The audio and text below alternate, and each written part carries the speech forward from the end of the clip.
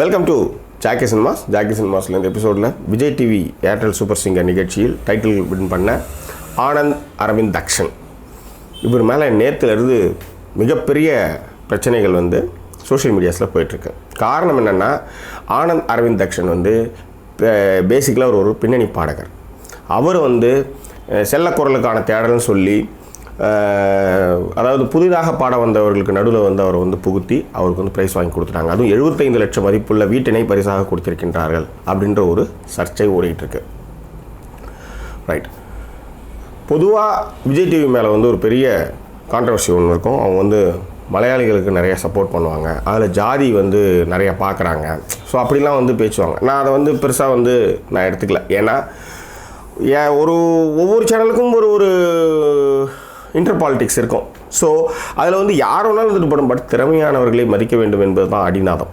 அது எந்த ஜாதியாக இருக்கட்டும், மதமாக இருக்கட்டும், இனமாக இருக்கட்டும், அதாவது அதை வந்து தமிழ்நாட்டில் ஃபாலோ பண்ணுறப்போ கரெக்டாக ஃபாலோ பண்ணணும். சரி, அப்படி ஃபாலோ பண்ணலாம். குறைஞ்சபட்ச நேர்மையாக ஒரு திறமையானவர்களுக்காவது கண்டிப்பாக வந்து அந்த விருது போய் சேரணும் அப்படின்றது தான் எல்லாருடைய எதிர்பார்ப்புமே. உதாரணத்துக்கு திருவிளையாடலில் தருமி நிலமை தான் இப்போ ஆனந்த் அரவிந்த் தக்ஷன்ஸு. திருவிளையாட தருமி வந்து நாகேஷ் சார் வந்து இதில் மண்டபத்தில் பயணத்திட்டு இருப்பார். இனிமேல் எப்படி பாட்டு எழுதுவேன், எப்படி எந்த முகத்தை வச்சுட்டு பாட்டு எழுதுவேன், எந்த பாட்டு எழுதின்னு போனாலும் இது நீ எழுதுறதா இல்லை வேறு யாராவது எழுதி கொடுத்ததான்ற மாதிரி இன்றைக்கி அரவிந்த் தக்ஷன் நாளைக்கு எந்த விருதுகள் வாங்கினாலும் அது வந்து கேலி செய்யப்படும். ஸ்டுடியோ இன்டீரியரில் போய் பாடி பரிச்சயம் இல்லாதவர்கள்லாம் இந்த போட்டியில் வந்து எங்கேயோ தடுமாறி உயிரை கொடுத்து உழைச்சி வரும்பொழுது, ஏற்கனவே நீர் பறவை 10 என்றதுக்குள்ள ஆரோகணம் இந்த மாதிரி படங்கள்லாம் வந்து பாடின ஆனந்த் அரவிந்த் தக்ஷன் வந்து ஒரு பின்னணி பாடகர் வந்து இந்த மாதிரி வந்து ஒரு விருதை வந்து வாங்கினதை வந்து யாராலையுமே ஜீரணிச்சிக்க முடியல. இதில் எல்லாத்த விட கொடுமைன்னா, சரி பாடிக்கிட்டே இருந்து வந்து வாங்கின்னு போனால் கூட எல்லோரும் அமைதியாக இருந்திருப்பாங்க. இதில் வேறு வந்து ஃபஸ்ட்டு வந்து அவர் வந்து எலிமினேட் பண்ணி வெளியே அனுப்பிச்சிட்டு அப்புறம் வைல்டு கார்டு ரவுண்டில் உள்ளார சேர்த்து அதுக்கப்புறம் ஃபஸ்ட்டு டைட்டில் வின்னர் கொடுத்தா அது வந்து எந்த வகையில் ஏற்புடையது அப்படின்றது ஒரு நியாயமான கேள்வி. இந்த நிகழ்ச்சியை பற்றி விஜய் சக்கரவர்த்தி அப்படின்ற ஒரு FBயில் வந்து இந்த மாதிரி நான் ஒரு 2500 பாட்டு வச்சுருக்கேன். இந்த ஆனந்த் அரவிந்த் தக்ஷன்ற எல்லாருக்குமே அதாவது நேம் போட்டு டேக் போட்டு வச்சுருக்கேன் யார் யார் பண்ணாங்கன்ட்டு. இந்த ஆனந்த் அரவிந்த் தக்ஷன் மட்டும் இந்த பேர் எங்கேயோ கேட்டால் மாதிரி இருக்கே அப்படின்னு சொல்லி அவர் வந்து இந்த மாதிரி இந்த 3-4 படத்தில் இந்த பேர் இருக்குன்னு சொல்லி ஒரு போட்டதுன்னா அது வந்து பற்றிக்கொள்ள ஒரு சிறு பொறியானது. அந்த மெசேஜ் தான் வந்து FBயில் போட்ட அந்த ஒரு மெசேஜ் நீ பற்றி எரிஞ்சிக்கிட்டு இருக்கு.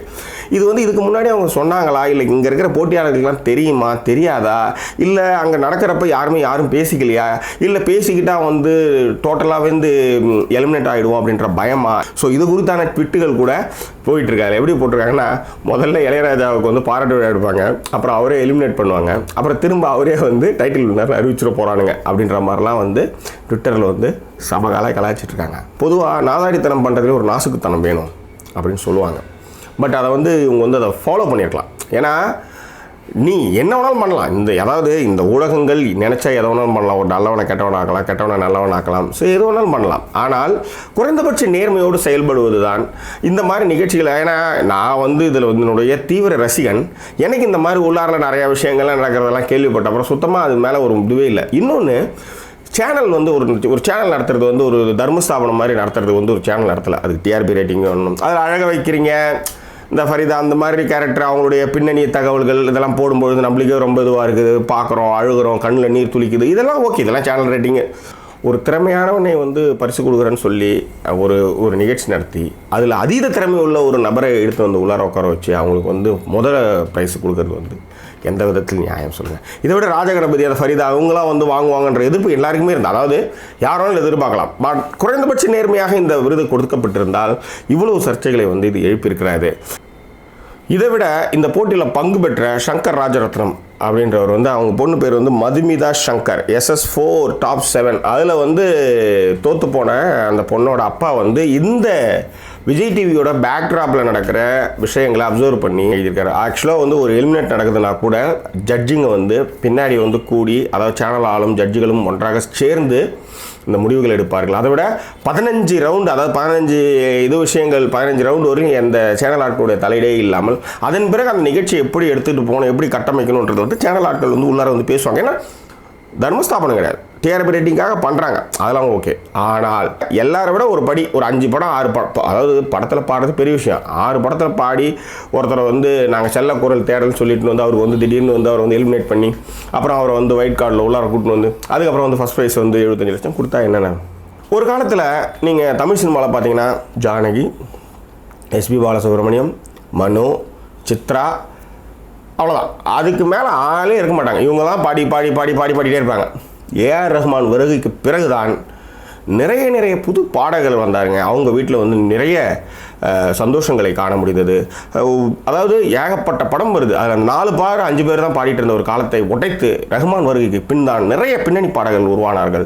நிறைய புது குரல்களை கேட்க ஆரம்பித்தோம். மிக முக்கியமாக சுரேஷ் பெட்டர்ஸ் குரலில் எனக்கு ரொம்ப பிடிச்ச குரல், மின்மினி குரல்லாம் அவ்வளோ ஈர்ப்பான ஒரு விஷயம். இந்த மாதிரி புது குரல்களை அறிமுகப்படுத்தியது வந்து ஏஆர் ரஹ்மான். அந்த மாதிரி இந்த மாதிரி ஒரு ஷோ நடத்தி அதன் மூலமாக வாழ்க்கை பெற்றவர்கள் வந்து விஜய் டிவி மூலமாக ஏராளமானவர். மாகாபா இவங்களாம் வந்து பெரிய பான் சில்வர் ஸ்பூன்லாம் கிடையாது, கடுமையாக உழைத்து வெளியே வந்தவங்க. மிமிக்ரி ஆர்டிஸ்டாக இருந்த ஒரு சிவகார்த்திகேயன் இன்றைக்கி வந்து ஒரு பெரிய இடத்துல வந்து ஒரு பெரிய நடிகராக, மாஸ் நடிகராக மாறினதுக்கு விஜய் டிவி பிளாட்ஃபார்ம் தான், விஜய் டிவி கொடுத்த பிளாட்ஃபார்ம் தான். ஸோ இந்த மாதிரி அந்த டிவி செஞ்ச நிறைய நல்ல விஷயங்கள் இந்த மாதிரி சர்ச்சைகளில் அடிபடும் பொழுது அது வந்து கேலி பேசப்படுகின்றது. அதாவது ஒரு செட்டிலிருந்து அவங்களுடைய ப்ரொஃபஷனல், அவங்களுடைய டேக்கிங், அவங்களுடைய கட்டு, இதெல்லாம் அதுவும் வந்து போட்ட ஒரு விஷயத்தையே அவங்க வந்து திரும்ப வந்து கட் பண்ணி போடுறப்பே ரொம்ப சுவாரஸ்யமாக பண்ணுவாங்க. அந்த மாதிரியான ஒரு டீம் வச்சுருக்கிற ஒரு டிவி அதை வந்து இந்த மாதிரி சர்ச்சைகள்லாம் வரும்பொழுது அதில் பார்க்குறது வந்து அது வந்து பார்க்குற ஆடியன்ஸுக்கு வந்து ஒரு அயற்சியை கொடுக்கும். ஒரு நிகழ்ச்சியை ஆரம்பிக்கும் பொழுது அதில் நிறைகுறை இல்லாத விஷயங்கள் இருக்கவே இருக்காது. நிச்சயமாக ஒரு 4 பேர் நல்லா இருக்கணும், ஒரு 4 பேருக்கு நல்லா இல்லைன்னு. ஆனால் ஒரு கமல் 50 வந்து யாரும் இது வரையும் குறை சொன்னதே இல்லை. அதுக்கு முன்பு நடத்தின விஜய் அவார்ட்ஸ் யாரும் குறை சொன்னதே கிடையாது. இப்போ நடந்த 1000வது இளையராஜாவுடைய விழாவில் வந்து நிறைய சர்ச்சைகள் உருவாக்குறது. அதுக்கு முன்னாடி விஜய் அவார்ட்ஸில் நிறைய சர்ச்சைகள். அதன் பிறகு பார்த்தீங்கன்னா சூப்பர் சங்கரில் அந்த 2 சர்ச்சைகள்லாம் விட்டுடுங்க. இந்த சர்ச்சை வந்து யோசித்து பாருங்கள். ஒரு ஆமை கூட வந்து முயலை போட வந்து முயல் ஜெயித்து விட்டது அப்படின்றத அறிவிக்கிறதும் அதற்கு முதற் பரிசு கொடுப்பதும் ஆமைகளை கேவலப்படுத்துகிற ஒரு செயலாகத்தான் இதை பார்க்க முடியுமே ஒழிய, முயல் வந்து அது சொன்னீங்கன்னா அது வந்து ஓடப்போகுது, அது மேலே தப்பே கிடையாது என்னை பொறுத்தவரையும். பட் ஆமைகளுடைய வழியையும் நீங்கள் யோசித்து பார்க்க வேண்டும். உங்கள் பிள்ளைகள் கூட பிடி உஷா மாதிரி ஒரு பொண்ணை ஓட வைப்பீங்களா? அப்படி ஓட வைக்கிற சரினா இதுவும் சரிதான்.